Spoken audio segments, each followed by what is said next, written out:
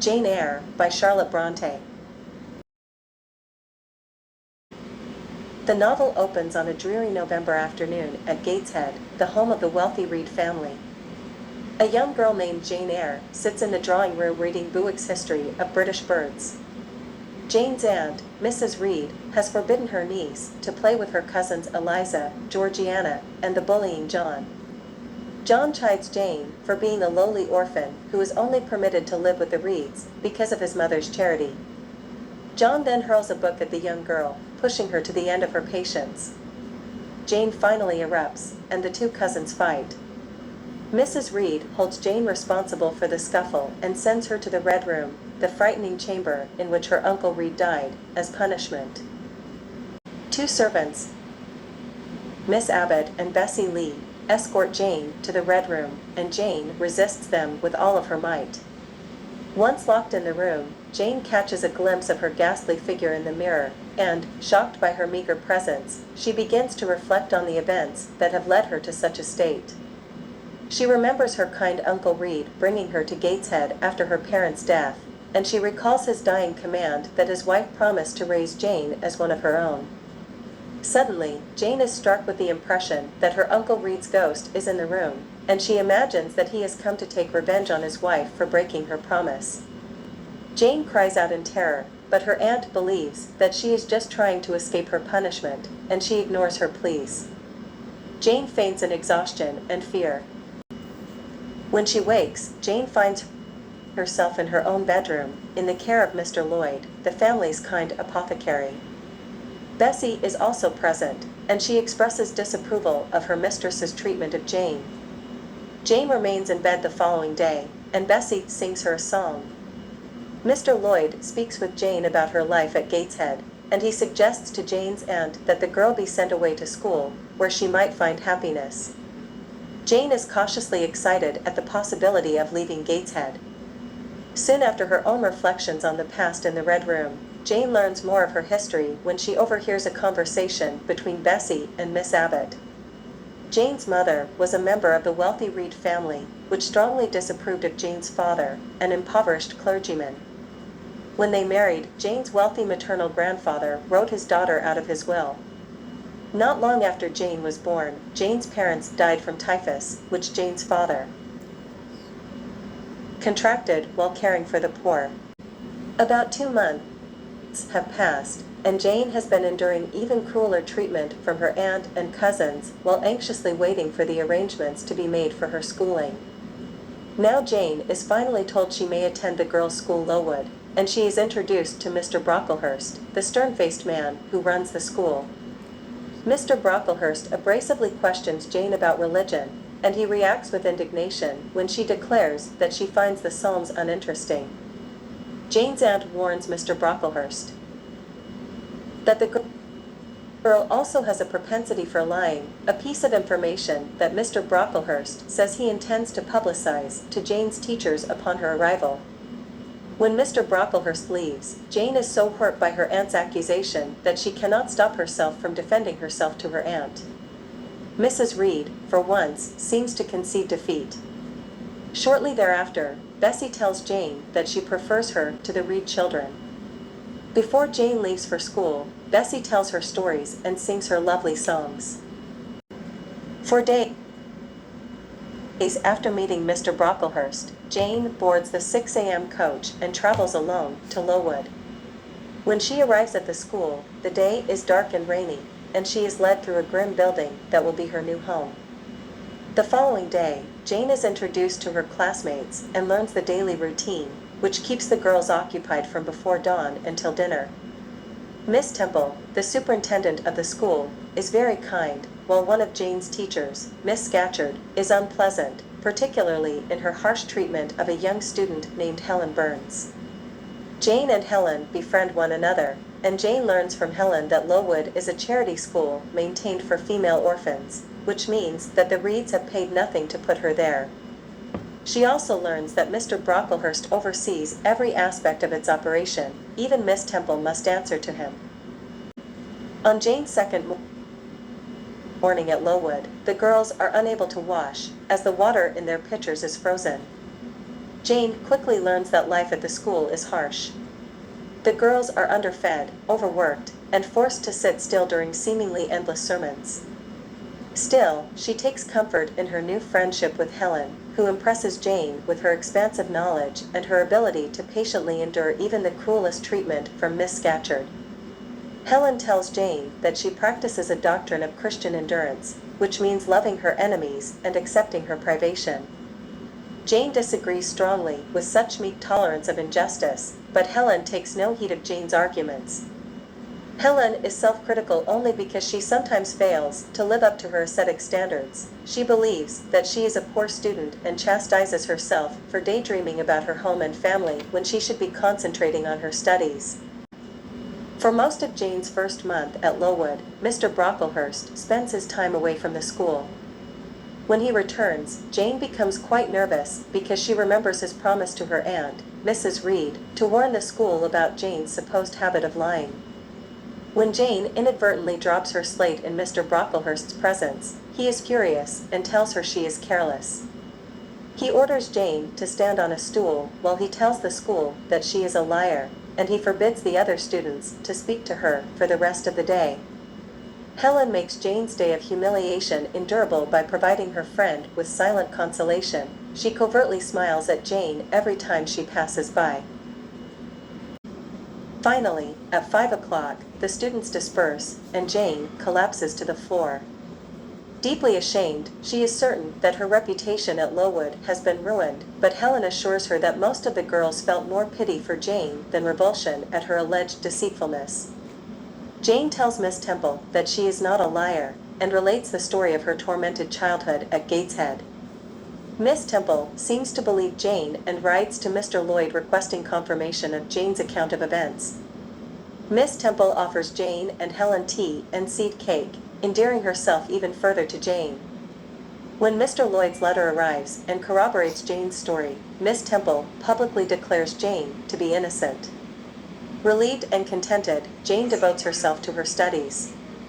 She excels at drawing and makes progress in French. In the spring, life at Lowood briefly seems happier, but the damp forest dell in which the school resides is a breeding ground for typhus, and in the warm temperatures more than half the girls fall ill with the disease. Jane remains healthy and spends her time playing outdoors with a new friend, Mary and Wilson. Helen is sick, but not with typhus. Jane learns the horrific news that her friend is dying of consumption. One evening, Jane sneaks into Miss Temple's room to see Helen one last time. Helen promises Jane that she feels little pain and is happy to be leaving the world's suffering behind. Jane takes Helen into her arms, and the girls fall asleep. During the night, Helen dies. Her grave is originally unmarked, but 15 years after her death, a gray marble tablet is placed over the spot, presumably by Jane, bearing the single word resurgam, Latin for I shall rise again. After Mr. Brocklehurst's negligent treatment of the girls at Lowood is found to be one of the causes of the typhus epidemic, a new group of overseers is brought in to run the school. Conditions improve dramatically for the young girls, and Jane excels in her studies for the next 6 years. After spending 2 more years at Lowood as a teacher, Jane decides she is ready for a change, partly because Miss Temple gets married and leaves the school. She advertises in search of a post as a governess and accepts a position at a manor called Thornfield. Before leaving, Jane receives a visit from Bessie, who tells her what has happened at Gateshead since Jane departed for Lowood. Georgiana attempted to run away in secret with a man named Lord Edwin Vere, but Eliza foiled the plan by revealing it to Mrs. Reed. John has fallen into a life of debauchery and dissolution. Bessie also tells Jane that her father's brother, John Eyre, appeared at Gateshead 7 years ago, looking for Jane. He did not have the time to travel to Lowood and went away to Madeira, a Portuguese island west of Morocco, in search of wealth. Jane and Bessie part ways, Bessie returning to Gateshead, and Jane leaving for her new life at Thornfield. Jane's driver is late picking her up from the station at Millcote. When she finally arrives at Thornfield, it is nighttime. Although she cannot distinguish much of the house's facade from among the shadows, she finds the interior cozy and agreeable. Mrs. Fairfax, a prim, elderly woman, is waiting for Jane. It turns out that Mrs. Fairfax is not, as Jane had assumed from their correspondence, the owner of Thornfield, but rather the housekeeper. Thornfield's owner, Mr. Rochester, travels regularly and leaves much of the manor's management to Mrs. Fairfax. Jane learns that she will be tutoring Adele, an 8-year-old French girl whose mother was a singer and dancer. Mrs. Fairfax also tells Jane about Rochester, saying that he is an eccentric man whose family has a history of extreme and violent behavior. Suddenly, Jane hears a peal of strange, eerie laughter echoing through the house, and Mrs. Fairfax summons someone named Grace, whom she orders to make less noise and to remember directions. When Grace leaves, Mrs. Fairfax explains that she is a rather unbalanced and unpredictable seamstress who works in the house. Jane finds life at Thornfield pleasant and comfortable. Adele proves to be exuberant and intelligent, though spoiled and at times a bit petulant. Nonetheless, Jane is frequently restless and collects her thoughts while pacing Thornfield's top-story passageway. One evening a few months after her arrival at Thornfield, Jane is alone watching the moon rise when she perceives a horse approaching. It calls to her mind the story Bessie once told her of a spirit called a gytrash, which disguises itself as a mule, dog, or horse to frighten belated travelers. Oddly enough, a dog then appears as well. Once she realizes that the horse has a rider, the uncanny moment ceases. Just after the horse passes her, it slips on a patch of ice, and its rider tumbles to the ground. Jane helps the man rise to his feet and introduces herself to him. She observes that he has a dark face, stern features, and a heavy brow. He is not quite middle-aged. Upon re-entering Thornfield, Jane goes to Mrs. Fairfax's room and sees the same dog, Pilot, resting on the rug. A servant answers Jane's queries, explaining that the dog belongs to Mr. Rochester, who has just returned home with a sprained ankle, having fallen from his horse. The day following his arrival, Mr. Rochester invites Jane and Adele to have tea with him. He is abrupt and rather cold toward both of them, although he seems charmed by Jane's drawings, which he asks to see. When Jane mentions to Mrs. Fairfax that she finds Rochester changeful and abrupt, Mrs. Fairfax suggests that his mannerisms are the result of a difficult personal history. Rochester was something of a family outcast, and when his father died, his older brother inherited Thornfield. Rochester has been Thornfield's proprietor for 9 years, since the death of his brother. Jane sees little of Rochester during his first days at Thornfield. One night, however, in his after-dinner mood, Rochester sends for Jane and Adele. He gives Adele the present she has been anxiously awaiting, and while Adele plays, Rochester is uncharacteristically chatty with Jane. When Rochester asks Jane whether she thinks him handsome, she answers no without thinking, and from Rochester's voluble reaction, Jane concludes that he is slightly drunk. Rochester's command that she converse with him makes Jane feel awkward, especially because he goes on to argue that her relationship to him is not one of servitude. Their conversation turns to the concepts of sin, forgiveness, and redemption. When Adele mentions her mother, Jane is intrigued, and Rochester promises to explain more about the situation on a future occasion. A while later, Rochester fulfills his promise to Jane to tell her about his and Adele's pasts. He had a long affair with Adele's mother, the French singer and dancer named Céline Barnes. When he discovered that Céline was engaged in relations with another man, Rochester ended the relationship. Rochester has always denied Céline's claim that Adele is his daughter, noting that the child looks utterly unlike him. Even so, when Céline abandoned her daughter, Rochester brought Adele to England so that she would be properly cared for. Jane lies awake brooding about the strange insights she has gained into her employer's past. She hears what sound like fingers brushing against the walls, and an eerie laugh soon emanates from the hallway. She hears a door opening and hurries out of her room to see smoke coming from Rochester's door. Jane dashes into his room and finds his bed curtains ablaze. She douses the bed with water, saving Rochester's life. Strangely, Rochester's reaction is to visit the third floor of the house. When he returns, he says mysteriously, "I have found it all out, it is just as I thought." He inquires whether Jane has ever heard the eerie laughter before, and she answers that she has heard Grace Poole laugh in the same way. "Just so." "Grace Poole, you have guessed it," Rochester confirms. He thanks Jane for saving his life and cautions her to tell no one about the details of the night's events. He sleeps on the library sofa for the remainder of the night. The next morning, Jane is shocked to learn that the near tragedy of the night before has caused no scandal.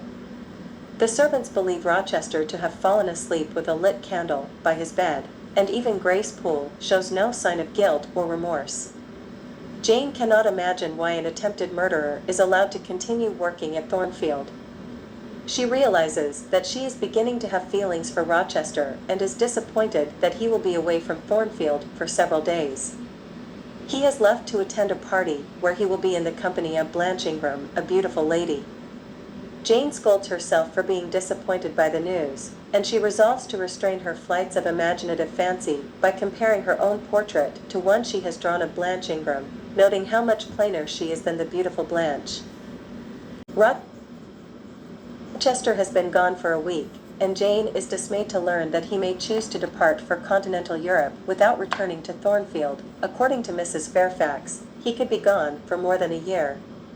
A week later, however, Mrs. Fairfax receives word that Rochester will arrive in 3 days with a large group of guests.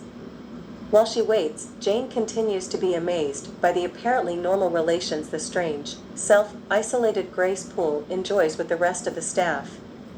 Jane also overhears a conversation in which a few of the servants discuss Grace's high pay, and Jane is certain that she doesn't know the entire truth about Grace Poole's role at Thornfield. Rochester arrives at last, accompanied by a party of elegant and aristocratic guests. Jane is forced to join the group, but spends the evening watching them from a window seat. Blanche Ingram and her mother are among the party's members, and they treat Jane with disdain and cruelty. Jane tries to leave the party, but Rochester stops her. He grudgingly allows her to go when he sees the tears brimming in her eyes. He informs her that she must come into the drawing room every evening during his guest stay at Thornfield. As they part, Rochester nearly lets slip more than he intends. "Good night, he says, before biting his lip. Guests stay at Thornfield for several days. Rochester and Blanche compete as a team at charades. From watching their interaction, Jane believes that they will be married soon, though they do not seem to love one another. Blanche would be marrying Rochester for his wealth, and he for her beauty and her social position. One day, a strange man named Mr. Mason arrives at Thornfield. Jane dislikes him at once because of his vacant eyes and his slowness, but she learns from him that Rochester once lived in the West Indies, as he himself has done. One evening, a gypsy woman comes to Thornfield to tell the guests' fortunes. Blanche Ingram goes first, and when she returns from her talk with the gypsy woman, she looks keenly disappointed. Jane goes into the library to have her fortune read, and after overcoming her skepticism, she finds herself entranced by the old woman's speech. The gypsy woman seems to know a great deal about Jane and tells her that she is very close to happiness. She also says that she told Blanche Ingram that Rochester was not as wealthy as he seemed, thereby accounting for Blanche's sullen mood. As the woman reads Jane's fortune, her voice slowly deepens, and Jane realizes that the gypsy is Rochester in disguise. Jane reproaches Rochester for tricking her and remembers thinking that Grace Poole might have been the gypsy. When Rochester learns that Mr. Mason has arrived, he looks troubled. The same night, Jane is startled by a sudden cry for help. She hurries into the hallway, where Rochester assures everyone that a servant has merely had a nightmare. After everyone returns to bed, Rochester knocks on Jane's door. He tells her that he can use her help and asks whether she is afraid of blood. He leads her to the third story of the house and shows her Mr. Mason, who has been stabbed in the arm. Rochester asks Jane to stanch the wound and then leaves, ordering Mason and Jane not to speak to one another. In the silence, Jane gazes at the image of the apostles and Christ's crucifixion that is painted on the cabinet across from her. Rochester returns with a surgeon, and as the men tend to Mason's wounds, Rochester sends Jane to find a potion downstairs. He gives some of it to Mason, saying that it will give him heart for an hour. Once Mason is gone, Jane and Rochester stroll in the orchard, and Rochester tells Jane a hypothetical story about a young man who commits a capital error in a foreign country and proceeds to lead a life of dissipation in an effort to obtain relief. The young man then hopes to redeem himself and live morally with a wife, but convention prevents him from doing so. He asks whether the young man would be justified in overleaping an obstacle of custom. Jane's reply is that such a man should look to God for his redemption, not to another person. Rochester, who obviously has been describing his own situation, asks Jane to reassure him that marrying Blanche would bring him salvation. He then hurries away before she has a chance to answer. Jane has heard that it is a bad omen to dream of children, and now she has dreams on 7 consecutive nights involving babies. She learns that her cousin John Reed has committed suicide, and that her aunt, Mrs. Reed, has suffered a stroke and is nearing death.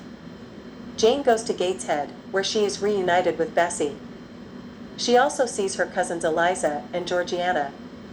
Eliza is plain and plans to enter a convent, while Georgiana is as beautiful as ever. Ever since Eliza ruined Georgiana's hopes of eloping with a young man, the two sisters have not gotten along. Jane tries to patch things up with Mrs. Reed, but the old woman is still full of hostility toward her late husband's favorite. One day, Mrs. Reed gives Jane a letter from her father's brother, John Eyre. He declares that he wishes to adopt Jane and bequeath her his fortune. The letter is 3 years old. Out of malice, Mrs. Reed did not forward it to Jane when she received it. In spite of her aunt's behavior, Jane tries once more to smooth relations with the dying woman. But Mrs. Reed refuses, and, at midnight, she dies. Jane remains at Gateshead for a month, because Georgiana dreads being left alone with Eliza, with whom she does not get along. Eventually, Georgiana goes to London to live with her uncle. And Eliza joins a convent in France. Jane tells us that Eliza eventually becomes the mother superior of her convent, while Georgiana marries a wealthy man. At Gateshead, Jane receives a letter from Mrs. Fairfax, which says that Rochester's guests have departed and that Rochester has gone to London to buy a new carriage, a sure sign of his intention to marry Blanche. As Jane travels toward Thornfield, she anxiously anticipates seeing Rochester again, and yet she worries about what will become of her after his marriage. To her surprise, as she walks from the station at Millcote, Jane encounters Rochester. When he asks her why she has stayed away from Thornfield so long, she replies, still a bit bewildered, "I have been with my aunt, sir, who is dead." Rochester asks Jane whether she has heard about his new carriage, and he tells her, "You must see the carriage, Jane, and tell me if you don't think it will suit Mrs. Rochester exactly." After a few more words together, Jane surprises herself by expressing the happiness she feels in Rochester's presence. "I am strangely glad to get back again to you, and wherever you are is my home, my only home." Back at the manor, Mrs. Fairfax, Adele, and the servants greet Jane warmly. After a blissful 2 weeks, Jane encounters Rochester in the gardens. He invites her to walk with him, and Jane, caught off guard, accepts. Rochester confides that he has finally decided to marry Blanche Ingram and tells Jane that he knows of an available governess position in Ireland that she could take. Jane expresses her distress at the great distance that separates Ireland from Thornfield. The two seat themselves on a bench at the foot of the chestnut tree, and Rochester says, "We will sit there in peace tonight, though we should never more be destined to sit there together." He tells Jane that he feels as though they are connected by a cord of communion. Jane sobs, "For I could repress what I endured no longer," she tells us, "I was obliged to yield." Jane confesses her love for Rochester, and to her surprise, he asks her to be his wife. She suspects that he is teasing her, but he convinces her otherwise by admitting that he only brought up marrying Blanche in order to arouse Jane's jealousy. Convinced and elated, Jane accepts his proposal. A storm breaks, and the newly engaged couple hurries indoors through the rain. Rochester helps Jane out of her wet coat, and he seizes the opportunity to kiss her. Jane looks up to see Mrs. Fairfax watching, astonished. That night, a bolt of lightning splits the same chestnut tree under which Rochester and Jane had been sitting that evening. Preparations for Jane and Rochester's wedding do not run smoothly. Mrs. Fairfax treats Jane coldly because she doesn't realize that Jane was already engaged to Rochester when she allowed him to kiss her. But even after she learns the truth, Mrs. Fairfax maintains her disapproval of the marriage. Jane feels unsettled, almost fearful, when Rochester calls her by what will soon be her name, Jane Rochester. Jane explains that everything feels impossibly ideal, like a fairy tale or a daydream. Rochester certainly tries to turn Jane into a Cinderella-like figure. He tells her he will dress her in jewels and in finery befitting her new social station, at which point Jane becomes terrified and self-protective. She has a premonitory feeling that the wedding will not happen, and she decides to write her uncle, John Eyre, who is in Madeira. Jane reasons that if John Eyre were to make her his heir, her inheritance might put her on more equal footing with Rochester, which would make her feel less uncomfortable about the marriage. The night before her wedding, Jane waits for Rochester, who has left Thornfield for the evening. She grows restless and takes a walk in the orchard, where she sees the now split chestnut tree. When Rochester arrives, Jane tells him about strange events that have occurred in his absence. The preceding evening, Jane's wedding dress arrived, and underneath it was an expensive veil, Rochester's wedding gift to Jane. In the night, Jane had a strange dream, in which a little child cried in her arms as Jane tried to make her way toward Rochester on a long, winding road.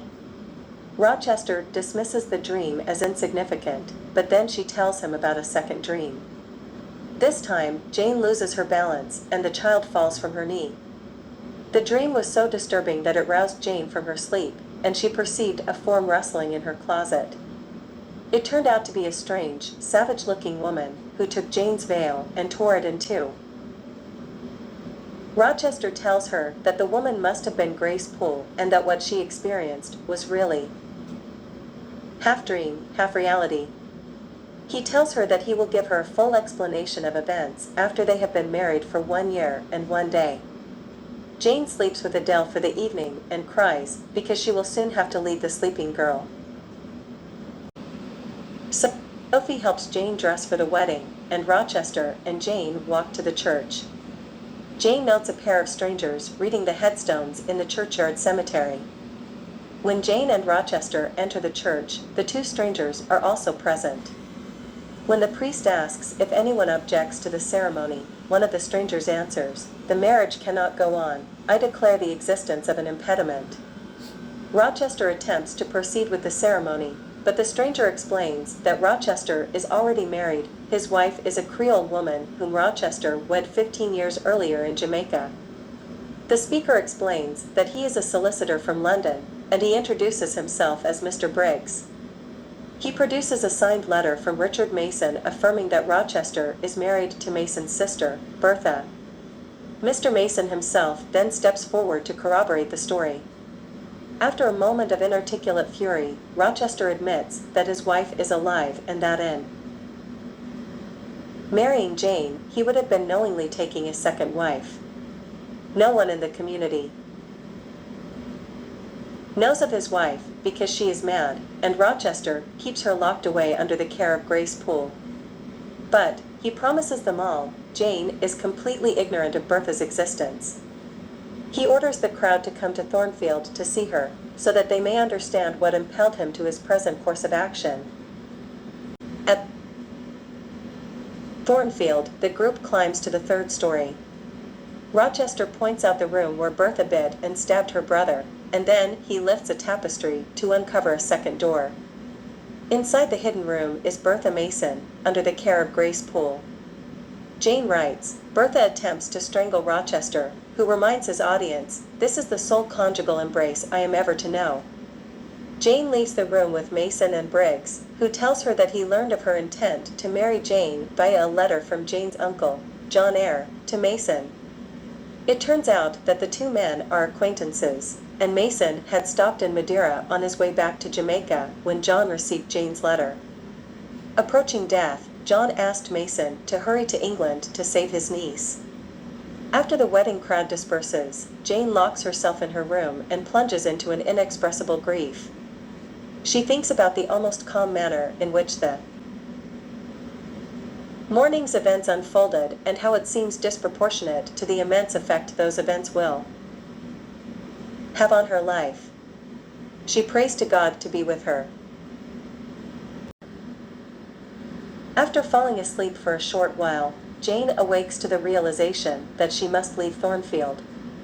When she steps out of her room, she finds Rochester waiting in a chair on the threshold. To Rochester's assurances that he never meant to wound her, and to his pleas of forgiveness, Jane is silent, although she confides to the reader that she forgave him on the spot. Jane suddenly feels faint, and Rochester carries her to the library to revive her. He then offers her a new proposal, to leave England with him for the south of France, where they will live together as husband and wife. Jane refuses, explaining that no matter how Rochester chooses to view the situation, she will never be more than a mistress to him while Bertha is alive. Rochester realizes that he must explain why he does not consider himself married, and he launches into the story of his past. Unwilling to divide his property, Rochester's father left his entire estate to his other son, Roland, and sent Rochester to Jamaica to marry Bertha, who was to inherit a massive fortune, £30,000. Bertha was beautiful, and although she and Rochester spent hardly any time alone, the stimulated, dazzled, and ignorant youth believed himself to be in love and agreed to the marriage. Shortly after the wedding, Rochester learned that Bertha's mother was not, as he had been led to believe, dead, but mad and living in an insane asylum. Bertha's younger brother was a mute idiot. Rochester's father and brother had known about the family's unpromising genetic legacy, but they had promoted the marriage for the sake of the money. Bertha soon revealed herself to be coarse, perverse, and prone to violent outbreaks of temper and unhealthy indulgences. These excesses only hastened the approach of what had been lurking on her horizon. Already, absolute madness. By this time, Rochester's father and brother had died, so Rochester found himself all alone, with a maniacal wife and a huge fortune. He considered killing himself, but returned to England instead. He resolved to place Bertha at Thornfield Hall in safety and comfort, to shelter her degradation with secrecy, and leave her. Rochester then drifted around the continent from one city to the next, always in search of a woman to love. When he was met with disappointment, he sank into debauchery. He was always disappointed with his mistresses, because they were, as he puts it, the next worst thing to buying a slave. Then he met Jane.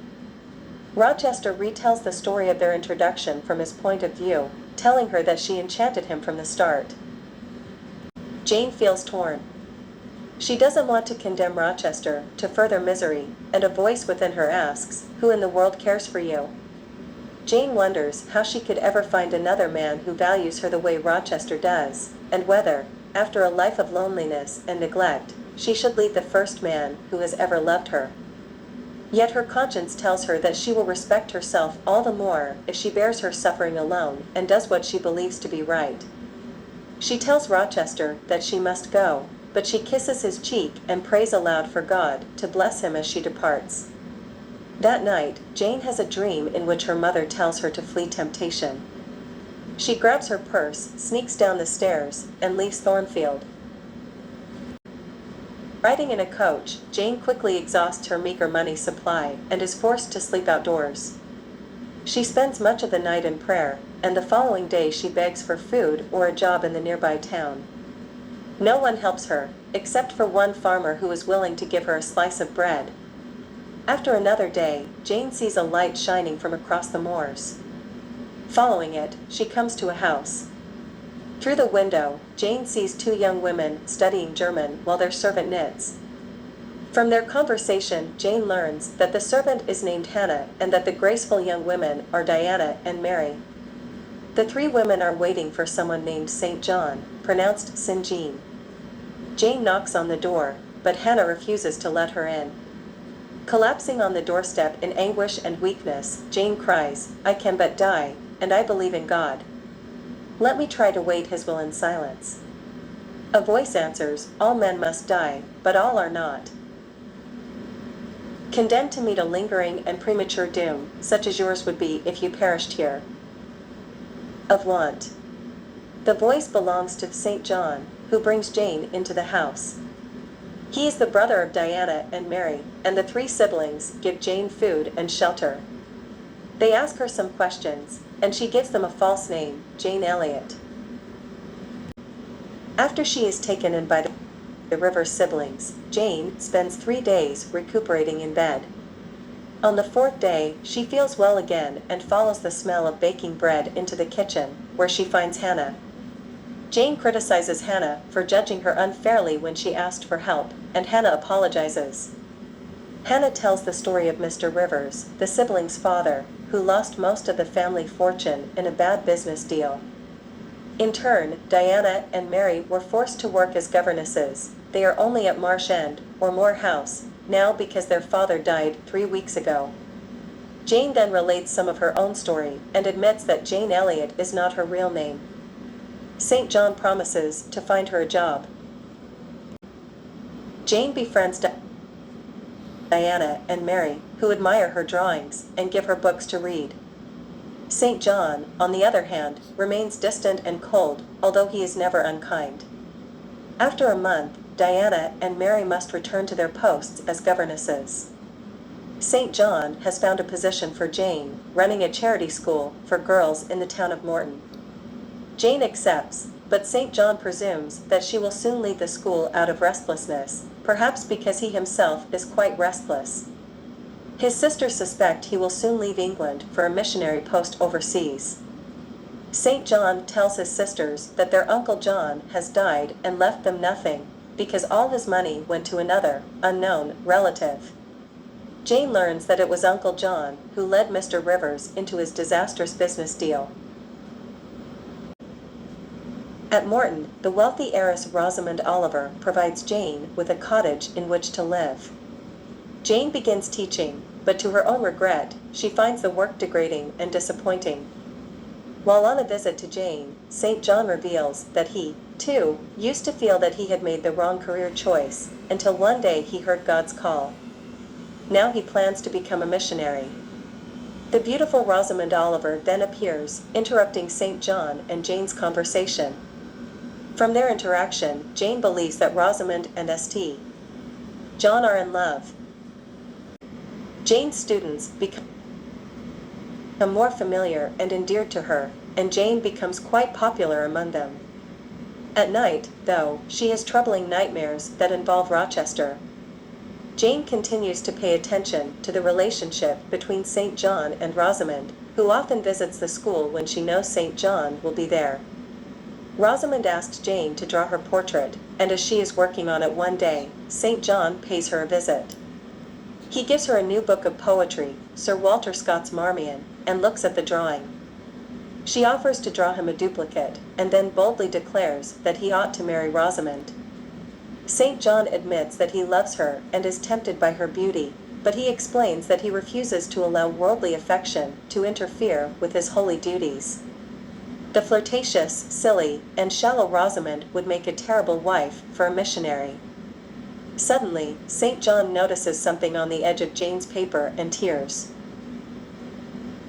Off a tiny piece, Jane is not certain why. With a peculiar look on his face, he hurries from the room. One snowy night, Jane sits reading Marmion when St. John appears at the door. Appearing troubled, he tells Jane the story of an orphan girl who became the governess at Thornfield Hall, then disappeared after nearly marrying Edward Rochester. This runaway governess's name is Jane Eyre. Until this point, Jane has been cautious not to reveal her past and has given the Rivers a false name.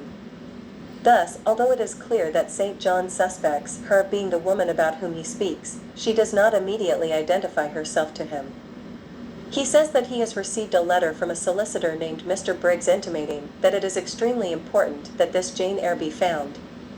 Jane is only interested in whether Mr. Briggs has sent news of Rochester, but St. John says that Rochester's well-being is not at issue. Jane Eyre must be found because her uncle, John Eyre, has died, leaving her the vast fortune of £20,000.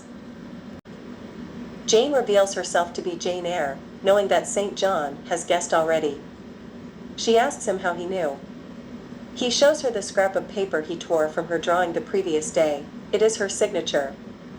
She then asks why Mr. Briggs would have sent him a letter about her at all. St. John explains that though he did not realize it before, he is her cousin. Her Uncle John was his Uncle John, and his name is St. John Eyre Rivers. Jane is overjoyed to have found a family at long last, and she decides to divide her inheritance between her cousins and herself evenly, so that they each will inherit £5,000. Jane closes her school for Christmas and spends a happy time with her newfound cousins at Moor House. Diana and Mary are delighted with the improvements Jane has made at the school, but St. John seems colder and more distant than ever. He tells Jane that Rosamond is engaged to a rich man named Mr. Granby. One day, he asked Jane to give up her study of German and instead to learn Hindustani with him, the language he is learning to prepare for missionary work in India. As time goes by, St. John exerts a greater and greater influence on Jane. His power over her is almost uncanny. This leaves Jane feeling empty, cold, and sad, but she follows his wishes. At last, he asks her to go to India with him to be a missionary, and to be his wife. She agrees to go to India as a missionary, but says that she will not be his wife, because they are not in love. St. John harshly insists that she marry him, declaring that to refuse. His proposal is the same as to deny the Christian faith. He abruptly leaves the room. During the following week, St. John continues to pressure Jane to marry him. She resists as kindly as she can, but her kindness only makes him insist more bitterly and unyieldingly that she accompany him to India as his wife.